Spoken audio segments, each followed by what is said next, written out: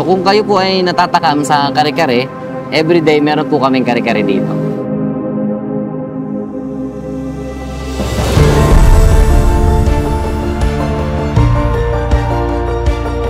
Tinitinda namin dito is tatlong variation siya ng kare-kare. Merong lechon kawali kare-kare, merong beef kare-kare, and pata kare-kare. So sa halagang 100 pesos lang, makakain ka na ng masarap na kare-kare with rice na. Gusto nyo naman tikman lahat ng variations ng kare-kare namin. Meron kaming overload kare-kare na meron na siyang pata, may beef laman na siya, may lechon kawali na siya, at with some veggies.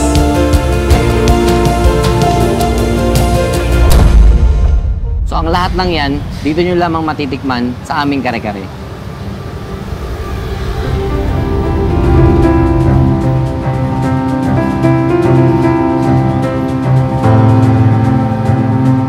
Hi, ako si Moncrief Domino, 29 years old, Mon for short. Ako din si Chef Monclong na nagmamayari ng Monclong's Fast Food na nagsaserve ng overload kare-kare dito sa Binondo.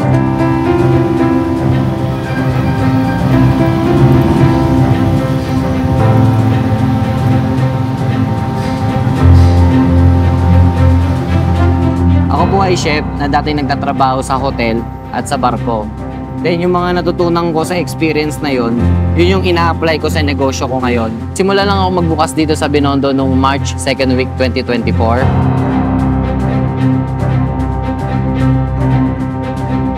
Ang presyo ng kare-kare namin dito, lechon kare-kare with rice 100, pata kare-kare with rice 100, beef kare-kare with rice 100, at yung overload kare-kare 250 pesos lang.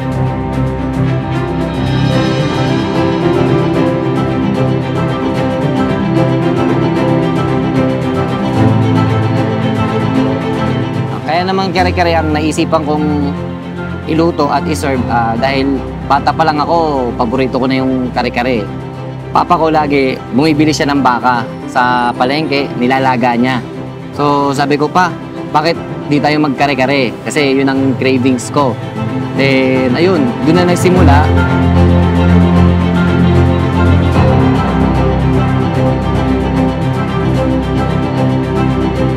Hindi ako gumamit ng mga laman loob, no? So, yun ang mga nakasanayan natin. Mga tuwalya, oxtail, di ba? So ako, ito yung ginawa kong version ng kare-kare ko.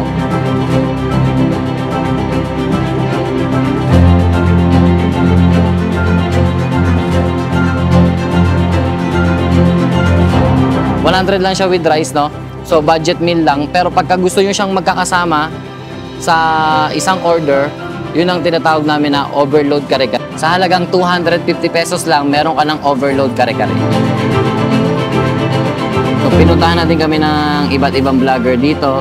Si Ma'am Lane Bernardo, si Dahero Sibes, Kuya Dex, then si Manila Foodie, si Ran Gataway. So, at saka yung na-feature natin kami sa unang hirit ng GMA7.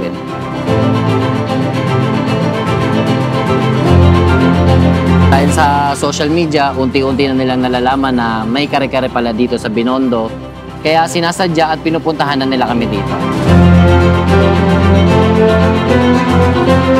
Bago pinipilahan na overload kare-kare dito sa may Binondo, dahil bukod sa masarap, napakasulit, aakalain mo ba na magva-viral agad kahit kakabukas pa lang ng business nila? So matatagpuan na kami dito sa gilid ng Lucky Chinatown Mall. Yun ang nearest landmark sa amin. So from Binondo, pag nasa Binondo Church na kayo, meron lang kayo lalakaran na tulay papuntang Reina Regente. So pagbaba nyo ng tulay, may kanto doon na De La Reina Street ang pangalan. Dinarayo na talaga sila ng napakaraming tao dahil ang kare-kare nga daw na matitikman nyo dito karinderya style. Napakasulit at mura, pero restaurant quality daw talaga ang lasa. Ang gulay niya ay mga sitaw, pechay at talong. Then meron na din siyang on the side na bagoong na homemade din namin to.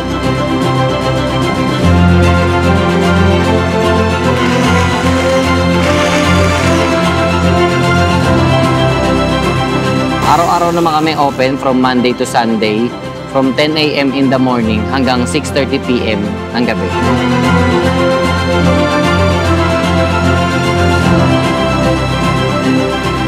meron pala ditong hidden kare-kare sa Binondo. Sa magang nawala si Papa,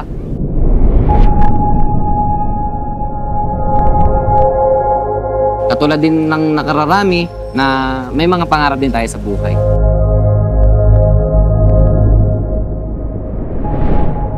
Year 2018 nawala na siya, kaya yung responsibilidad pinaghatian na namin ng ate ko.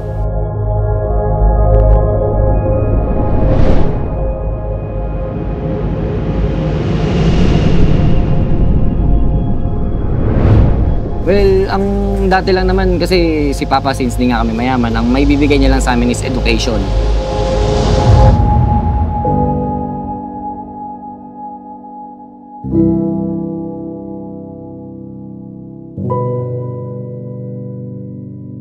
Share na kami ng responsibilidad ng ate ko para may taguyod si Mama tsaka yung bunso naming kapatid na nag-aaral pa. Siyempre yung mga parents natin sa amin is nakikita nila yung opportunity sa abroad. Kasi ganun yung kinalakihan nila na mag-abroad ka. Nabigyan ako ng opportunity magka-business is mas pinocus ko na lang mag-business kaysa sa magbarko. Kasi mas nakakasama ko yung pamilya ko dito sa Pilipinas kaysa sa pagbabarko. Aanoin mo naman yung malaking sahod, pero malayo ka naman sa pamilya mo. Like, sa case ko ngayon, may anak na ako, so hindi mo siya nakikitang lumalaki.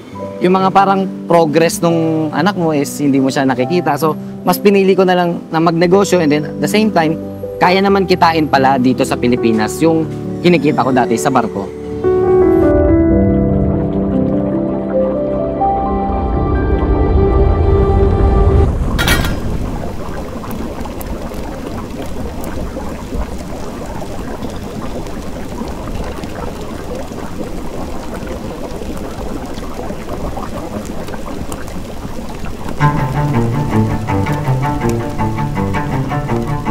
So yung masarap na kare-kare, dapat yung bawat component niya ay naluluto mo ng tama.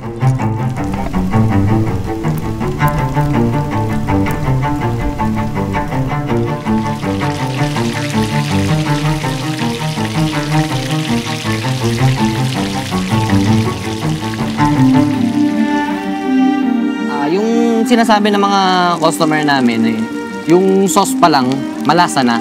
Pero hindi niya na-overpower, hindi siya yung sobrang alat, hindi siya yung sobrang mapinat. So, perfectly combine yung peanut, yung lasa ng karne, at yung alat. Then, pag nilagyan mo pa ng bagoong, mas lalo pa siyang sumasarap.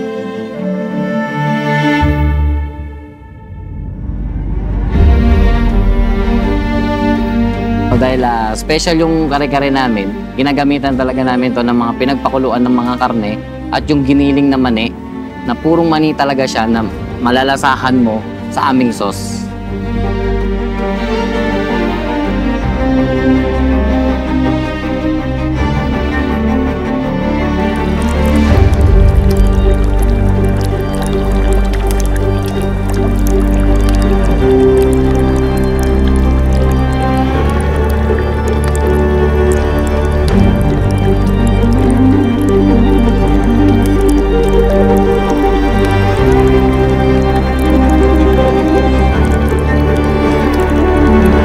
Napapansin nyo, sinadya namin na yung kare-kare namin ay deconstructed.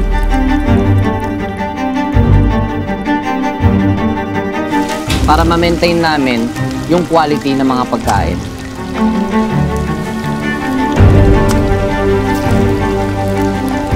Yung mga sagulay.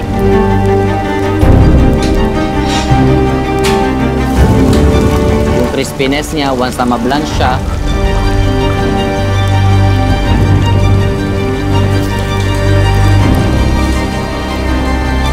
Yung crispiness din ng lechon kawali after niyang maprito.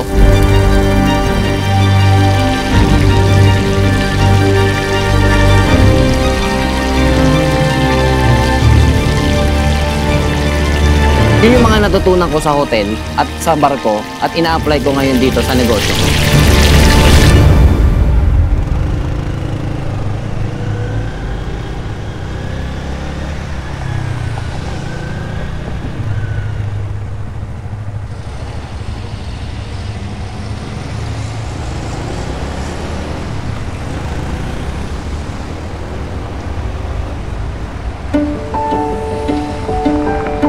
yung pagod, nandyan lang naman yan eh.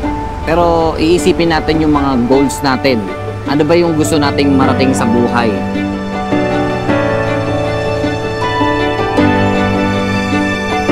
Naniniwala ako sa law of attraction. So, kumbaga, yun nga, kung ano yung iniisip mo, ano yung sinasabi mo. So, yung universe ang gagawa ng paraan para matupad yung iniisip mo. So, syempre, kailangan natin pagtrabahuan ito. Actually, everyday is a blessing talaga. No? So, ano man ang dumating sa atin, mahirap man o madali, blessing yan sa atin ni Lord. Kung mahirap, well, siguro may tinuturo sa atin yung buhay. Madami akong proseso na pinagdadaanan. Kung nasan man ako ngayon, well, malayo na, pero malayo pa. So, ganun din sa akin. Marami pang next stages, marami pang problema na darating, no? Well, lahat yan ma-handle ko naman yan.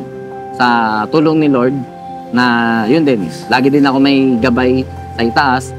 Lagi ako nagdadasal na always guide me sa araw-araw.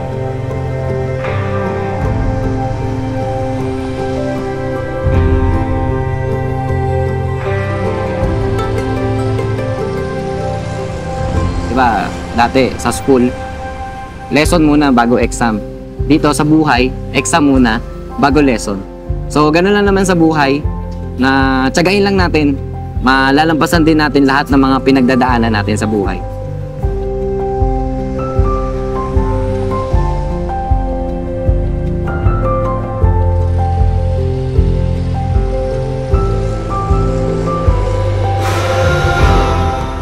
Alam naman natin na paborito nating lahat yung kare-kare, pero hindi to madaling gawin. Kaya alam ko yung pakiramdam na gusto makakain ng kare-kare, pero hindi nila alam kung saan makakabili. Kaya doon ko naisipan na magnegosyo ng kare-kare na anytime, everyday, pwede silang bumili sa akin.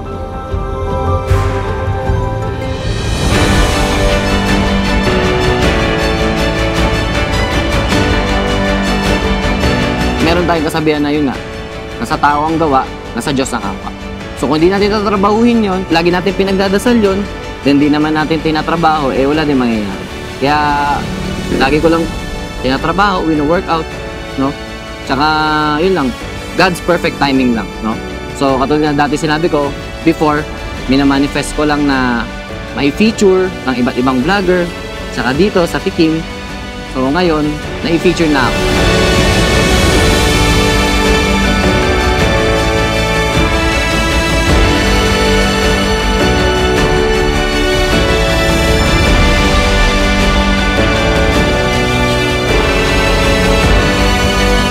Well, yung kare-kare, mahirap gawin, maproseso, matrabaho, no? So, sa buhay ko, ganun din.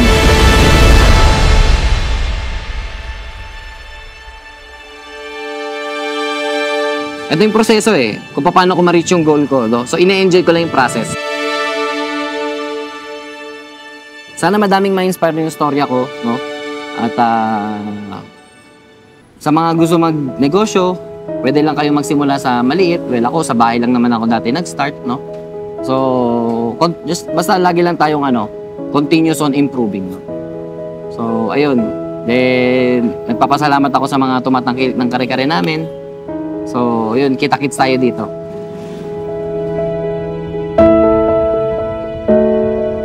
So, hindi man ito yung traditional na kinagisnan nyo na kare-kare. Ito naman yung version ni Chef Mongklong na kare-kare na siguradong magugustuhan nyo.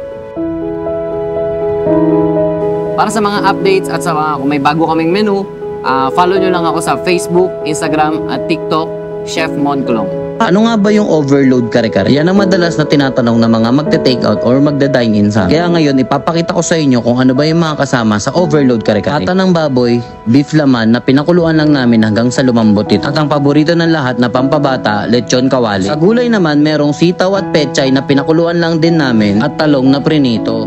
Ang Mongklong, nickname ko yan nung bata. Tapos, yun, nag-isip ako ng business name. Sabi ko, kasi kung Moncrief, Mon ang nickname ko, masyado ng common, Chef Mon. Di ba? Ang daming Chef Mon eh. So para tumatak din sa isip ng mga tao, kaya naisip ko yung Mongklong. Para at least pag tinawag ako, Chef Mongklong. Parang, tara, kain tayo dun sa Mongklong's kare-kare, di ba? Parang catchy yung Mongklong.